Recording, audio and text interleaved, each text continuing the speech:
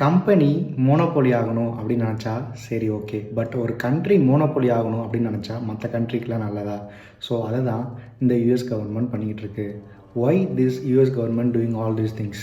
யூஎஸோட பலம் எதுன்னு பார்த்தீங்கன்னா யூஎஸோட டாலர் தான். ஸோ அதை ஸ்ட்ரென்தனிங் பண்ணுறதுக்கு தான் அவங்க எப்போவுமே ட்ரை பண்ணிக்கிட்டே இருப்பாங்கன்னு சொல்ல முடியும். யூஎஸ் தான் ரிசர்வ்டு கரன்சி ஆஃப் த வேர்ல்டுன்னு சொல்கிறாங்க. So let's see an history about it. 2003 you all know the history. அதாவது ஈராக்கில் லீடர் அப்போ யார் இருந்தாங்கன்னு பார்த்தீங்கன்னா சதாம் ஹுசேன் என்ன பண்ணார்? ஹுசேன் மேலே என்னென்ன அக்யூசியேஷன் வச்சாங்கன்னு தெரியுமா? அவர் வந்து பயாலஜிக்கல் வெப்பன்ஸ் க்ரியேட் பண்ணுறாரு, கெமிக்கல்ஸ் காம்பனன்ட்ஸ் க்ரியேட் பண்ணுறாரு, நியூக்ளியர் பாம் க்ரியேட் பண்ணுறாருன்னு அவங்க மேலே அக்யூசியேஷன் வச்சாங்க. பட் உண்மையான மெயின் ரீசன் அது கிடையாது. அவர் வந்து குரூட் ஆயிலை நான் வந்து யூஎஸ் டாலர்ஸில் ட்ரேட் பண்ணாமல் யூரோஸில் ட்ரேட் பண்ணுறேன் அப்படின்னு சொன்னதுனால அவரை முடிச்சு விட்டு தூக்கில் போட்டு விட்டாங்க. ஸோ நெக்ஸ்ட்டு வந்து 2009 லிபியா கண்ட்ரி அப்போ லீடராக இருந்தவர் யாருன்னு பார்த்தீங்கன்னா காடிஃப் என்ன பண்ணார் அப்படின்னு பார்த்தீங்கன்னா அவர் மேலேயும் அக்யூசியேஷன் வச்சாங்க. அதாவது நீங்கள் வந்து டெரரிஸ்ட்டுக்கு சப்போர்ட் பண்ணுறீங்க அப்படின்னு சொல்லி அக்யூசியேஷன் வச்சாங்க. பட் உண்மையான ரீசன் அது இல்லை. அவருமே யூஎஸ் டாலர்ஸில் நான் ட்ரேட் பண்ண மாட்டேன், நான் கோல்டில் வச்சு நான் ட்ரேட் பண்ணிக்கிறேன் அப்படின்னு சொன்னதுனால அவரையுமே முடிச்சு விட்டாங்க.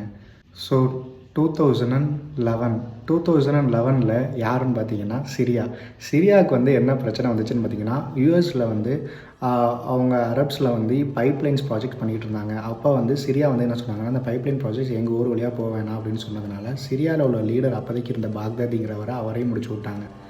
ஸோ நெக்ஸ்ட்டு வந்து ரீசெண்டாக நடந்தது 2026 ஜான்வரியில் நடந்தது. வெனின்சுலா அவங்க லீடரை கேப்சர் பண்ணது. ஸோ வெனிசுலா லீடர் என்ன பண்ணார் அப்படின்னு பார்த்தீங்கன்னா அவருமே நான் வந்து யூஎஸ் டாலர்ஸில் வந்து நான் குரூட் ஆயிலில் ட்ரேட் பண்ண மாட்டேன், நான் சைனீஸ் யுவானில் வச்சு ட்ரேட் பண்ணிக்கிறேன் அப்படின்னு உள்ளே வந்து மொத்தமாக முடிச்சு விட்டாங்க.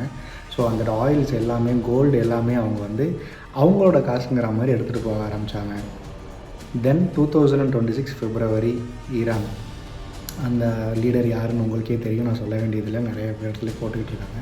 ஸோ ஈரான் மேலே என்ன அக்யூசியேஷன் வச்சாங்க அப்படின்னா இவங்களுமே டெரரிஸ்ட் சப்போர்ட் பண்ணுறாங்க, வெப்பன் வார்ஸ் க்ரியேட் பண்ணுறாங்க, அண்ட் தென் நியூக்ளியர் வெப்பன்ஸ்லாம் க்ரியேட் பண்ணாங்க, கெமிக்கல் காம்பனன்ட்ஸ் க்ரியேட் பண்ணுறாங்க அப்படின்னு சொன்னாங்க. பட் உண்மையான ரீசன் அது இல்லைங்க. ஈரான் கவர்மெண்ட்டை தான் வந்து அதாவது குரூட் ஆயில் எவ்வளோ திக்காக இருந்தாலும் அதை வந்து ரீஃபில் பண்ணுறதுக்கான ஃபார்முலா அவங்கள்ட்ட இருக்குது.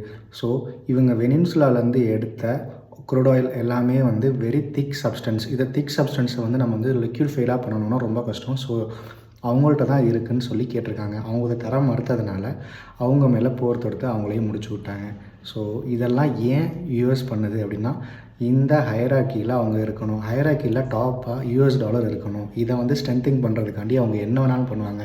அவங்க டைரெக்டாக ஒரு கண்ட்ரி அட்டாக் பண்ண மாட்டாங்க. ஃபஸ்ட்டு வந்து அந்த ஊருக்கு வந்து ஒரு சான்செக்ஷன் பண்ணுவாங்க. அந்த சான்செக்ஷன் முடிஞ்சோன்னா அந்த ஊரில் வந்து ஒரு சிவில் வார் க்ரியேட் ஆகும். அதுலேருந்து ஃபினான்ஷியல் இஷ்யூஸ் வரும்.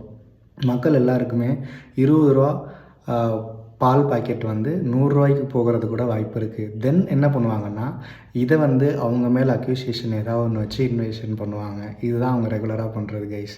இந்த வீடியோ எல்லாருக்கும் ஷேர் பண்ணுங்கள், அப்போ தான் யூஎஸை பற்றி எல்லாருக்குமே தெரிய வரும். லைக் பண்ணுங்கள் and follow the page. Thank you.